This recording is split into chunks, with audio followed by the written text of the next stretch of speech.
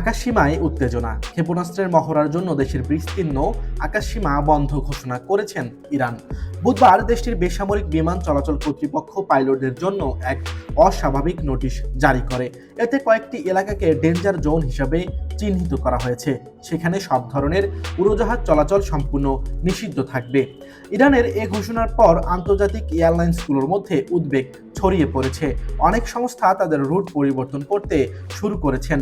পরিস্থিতি গুরুতর বুঝে এয়ারলাইন্স অ্যাসোসিয়েশন জরুরি নিরাপত্তা সতর্কীকরণ জারি করেছে। তারা বেসামরিক বিমানগুলোকে ওই এলাকার আশপাশ ওড়ার ক্ষেত্রে উচ্চমাত্রার সতর্কতা অবলম্বনের আহ্বান জানিয়েছেন।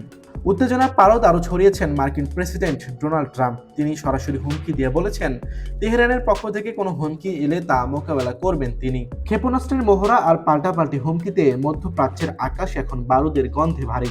পরিস্থিতি কোন দিকে মোড় নেবে সেদিকেই তাকিয়ে বিশ্ব।